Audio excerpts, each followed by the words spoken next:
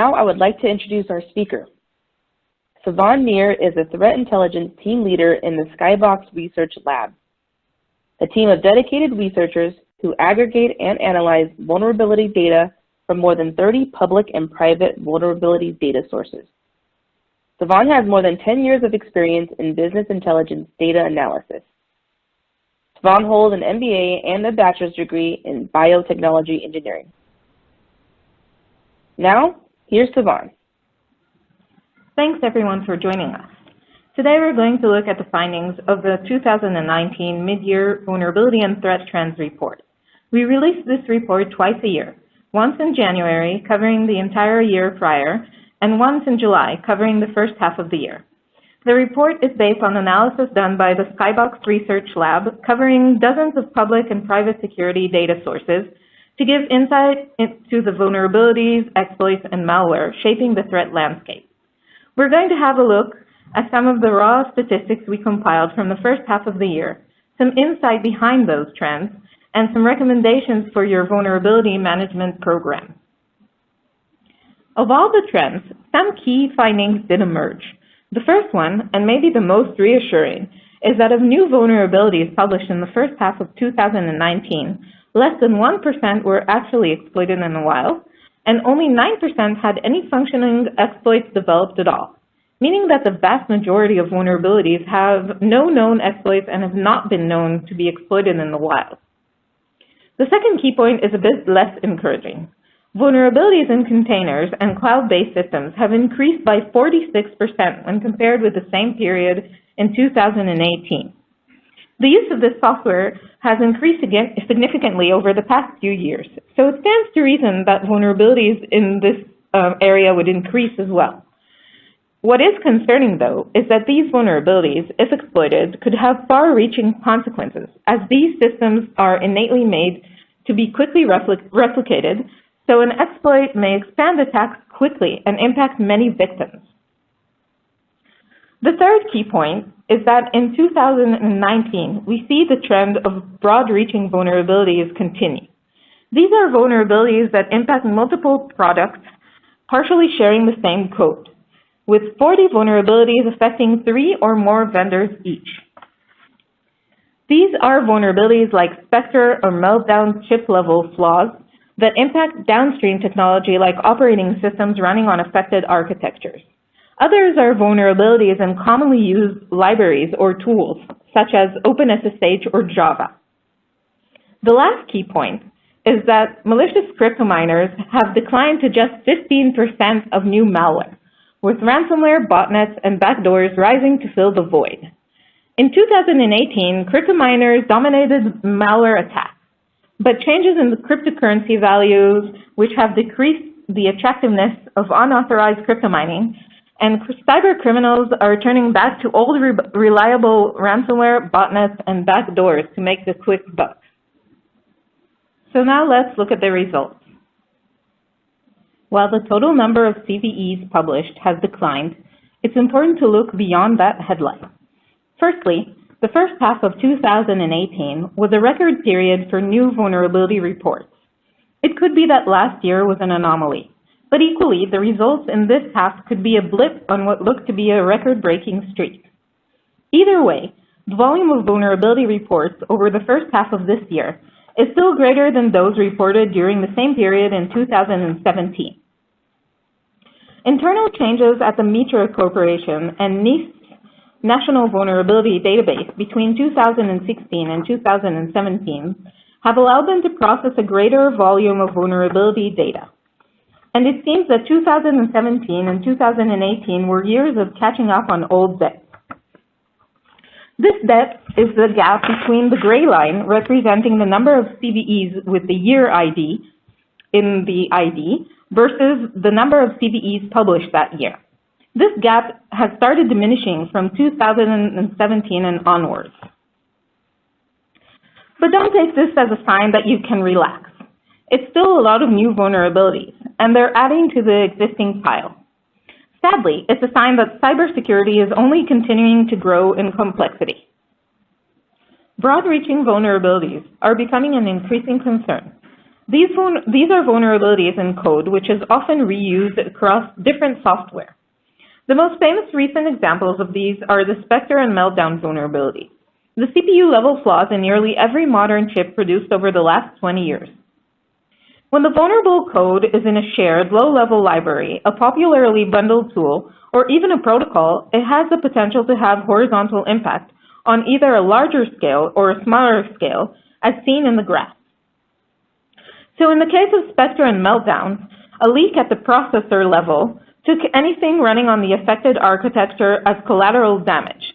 This included a wide range of vendors. I'm going to concentrate on the smaller scale category, which has really held true to the pattern of low-level, broad-reaching over the first half of 2019. There's been a change in the distribution of influential flaws in this category. In the first half of 2018, more than 65% were Java-related. This year, they've been more distributed, with only 25% being Java-related, and the remainder made up of OpenSSH, curl, and even the Wi-Fi standard WPA. Let's have a look at one of them, curl. A vulnerability in its underlying library emerged earlier this year. If exploited, it could disrupt applications as varied as Oracle's Secure Global Desktop and Siemens Industrial Communications Control Cinema software. This is what we're talking about with broad reach, that there have been a substantial number of instances over recent years where a single vulnerability can affect a wide range of downstream technology.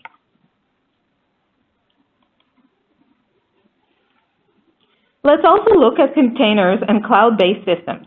If you're unfamiliar with the concept, essentially, containers provide operating system virtualization without operating system images, making them lightweight, portable, and with less overhead.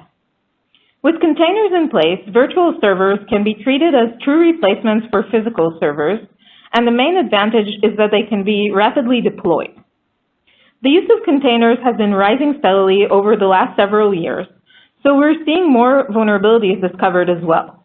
As you can see in the graph, there's been a major increase over the last couple of years. And when comparing 2018 to 2019, there's a rise of 46%. When reviewing OT vulnerabilities, we noted that the first half of 2019 saw nearly 50 new advisories from ICS CERT. You'll see that Siemens has leaped further ahead of its contemporaries over the first half of this year. There's a reason for this. Siemens has lately increased its publication of vulnerabilities in third-party products which are implemented or incorporated in their systems, including a recent bulletin containing 42 CVEs in a single device. Operational technology, or OT, are the monitoring and control technologies common in critical infrastructure organizations like utilities, energy production, and manufacturing. These OT devices are being increasingly connected to IT systems to provide and improve monitoring and control, but it's also introduced new risks. Oftentimes, the IT overseeing OT devices are legacy systems rife with vulnerabilities, and vulnerabilities often go unpatched for long periods of time for many reasons, but predominantly that uptime is paramount. OT engineers are hesitant to take a device offline to test and deploy a patch, and the patch itself could affect performance, void warranties, and present real physical danger to employees, communities, and the environment. Because there's so much at stake in OT networks, we've seen them become an increasingly common target for attackers, and not just nation states looking to disrupt national security or economics, but also cyber criminals looking to make a buck. Instances of ransomware hitting OT networks have become rather common over the last couple of years. Let's have a look at one such ransomware, LockerGoga. LockerGoga is a particularly severe ransomware. A few companies found this out firsthand between January and April of this year. It cripples the affected systems, preventing access to all accounts and literally shutting them down. This has the effect of obscuring the ransom demand, making fulfilling its demands or otherwise taking steps to remove it extremely difficult. During January of this year, Locker Goga's ransomware source code was discovered by malware hunter team. Also in January, Locker Goga was discovered during an attack on the French engineering consulting company Altran. Then, in March of this year, Locker Goga forced Norsk Hydro, an aluminium producer, to shut down operations at several of its plants. To give an idea of how devastating this attack was, it's estimated that it cost Norsk Hydro $52 million. And that's not considering any reputational damage inflicted. Also in March, operations at the US-based chemical firms Hexion and Momentive were disrupted in an attack which reportedly involved Locker Goga as well. This example really speaks to the importance of protecting OT environments, no matter how difficult that may be, both practically and in terms of breaking down silos within your organization. Let's move on to exploits. This graph shows which exploits are available. That is, a functioning exploit has been developed but not known to be used in an attack, and which have been exploited in the wild. When you consider that more than 7,000 new CVEs were published in the first half of 2019, fewer than 700 have an exploit available, and fewer than 70 have actually been exploited in the wild. So just looking at exploit activity alone will greatly help focus our remediation priorities. We'll get to other considerations in a minute. The greatest number of both available exploits and those exploited in the wild can be found in the Internet and mobile category. This is because there's a notoriously low bar of entry in terms of developer qualifications due to the global and open nature of the Internet. Additionally, browsers are the point of contact between end users and the world in millions of instances, so they are also the point of ingress for bad actors. Most criminals always chase the money. There are a number of those who are just interested in destruction, but the majority wants to make a profit. That's why they target popular browsers, in particular Google Chrome. They give them the biggest bang for their buck. The last section of results we're going to look at is the malware families. The picture of which malware is most popular amongst attackers has changed drastically from the first half of 2018 to the first half of this year. Most notable is the sharp decline in the use of malicious cryptocurrency miners. Last year, the rise of these miners was big news, displacing ransomware, which had dominated the threat landscape in 2017. Now cryptominers have slunk into the shadows, and we've seen a resurgence of ransomware, as well as backdoors and botnet malware to fill the void. So why have cryptocurrency miners fallen out of favor? It's time for some insight. So let's look at what's behind the numbers on a couple of key trends. Malicious cryptominers dominated malware attacks in 2018. It was an easy money grab by cyber criminals. Rather than extort money from victims, go straight to the source and essentially print money unnoticed over a long period of time. It made for an attractive alternative to ransomware, where attackers must declare their attack in order to collect ransom. But it seems their moment in the sun is fading. There are several reasons for this. First, this data reviews new crypto miners seen in 2019. This is not to say that those already running from 2018 have been abandoned. Secondly, the worth of the largest cryptocurrencies has dropped dramatically in the first half of 2019 when compared with early 2018. So the attacker's return on investment has decreased. There is less incentive for criminals to invest resources in mining cryptocurrencies, even by legitimate means. Mining requires a lot of physical machinery, physical maintenance, and power. For a lot of attackers, it's simply not worth the effort anymore.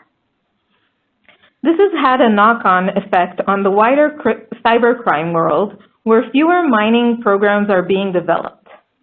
This decline is compounded by the closure of CoinHive, a big cryptojacker provider, in February of this year. It reported a reduction in profitability and wanted to distance itself from its technology's facilitation of illegal practices. So we're seeing attackers chase the money and turning back to the good old reliables like ransomware, botnets, and backdoors. Speaking of chasing the money, businesses are of course doing the same. The cost benefit of cloud transformation has made businesses across every vertical jump on the cloud bandwagon, and containers are a great way to speed up and simplify cloud deployments. But the risk of these technologies does need to be understood. There was a notorious incident at the beginning of the year when more than 24 million financial documents stored on an incorrectly deployed Elasticsearch server were leaked. The leak was traced back to a data and analytics company, with the fault being attributed to the now defunct firm OpticsML. The leak happened because of lack of basic cyber hygiene. They failed to use a password. As a result of this mistake, files from major corporate enterprises and some U.S. federal departments were left out in the open. As always, be aware of third parties. So what can be done to reduce the risk? First, you need to ensure that you can detect container vulnerabilities and security weaknesses in your cloud environments. Second, you need to contextualize these instances with threat intelligence. And third, you need to be able to determine the vulnerabilities exposure in light of surrounding security measures and network topology, which actually brings us to our last section, recommendations.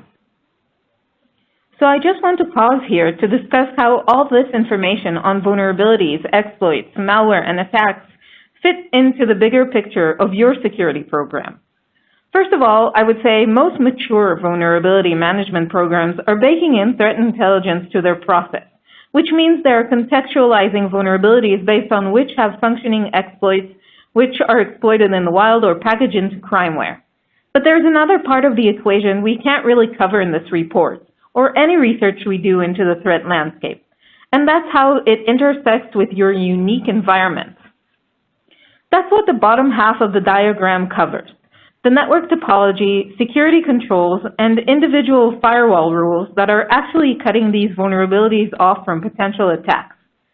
You have to consider that even when there's a vulnerability in your network, even if it's a vulnerability with a severe CVSS score that some researcher has cooked up an exploit for, if it's protected by your defense-in-depth security controls, if it's on a less than important asset, it might not be a top priority. So while intelligence on exploits, malwares, and attacks in the wild are important as a component of the risk equation, it should be weighed equally against the importance of the asset and the exposure of that vulnerability within the network and security control infrastructure. To really focus in on which vulnerabilities are most likely to be exploited in your network, you need a risk-based approach to prioritize the remediation of vulnerability occurrences. That includes consideration of the CVSS score, the exploitability of the vulnerabilities, which includes if there's a functional exploit available, if the vulnerability is being actively exploited in the wild or used in packaged crimeware, the asset importance, and the asset exposure. The last two factors, asset importance and exposure, are of course specific to each unique organization. That's why it's so important to stay abreast of changes in both the threat landscape and within your own infrastructure, and to correlate this information to accurately prioritize remediation. Such insight will also help organizations extract more value from existing security controls, such as firewalls and intrusion prevention systems. And with that, we'll move on to Q&A.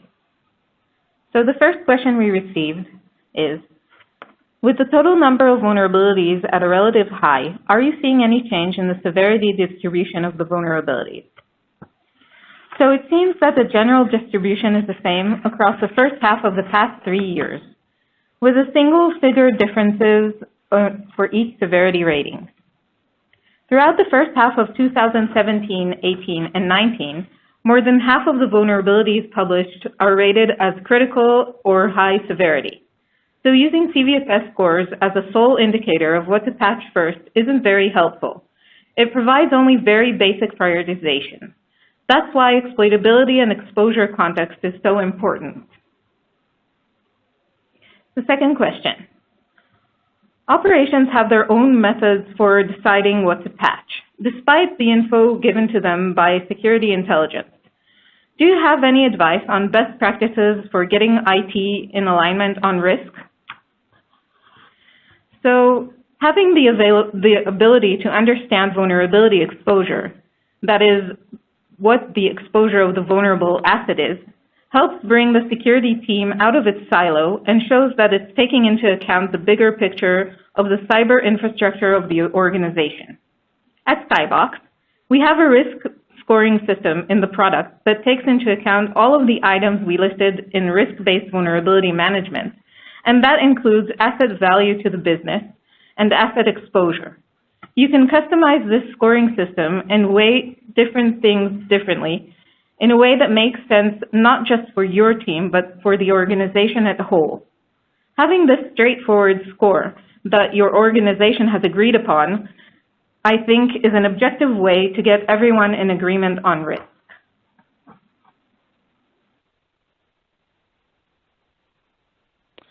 Okay, it looks like that was our last question. Thanks to Sivan for presenting, and thank you everyone for joining us today.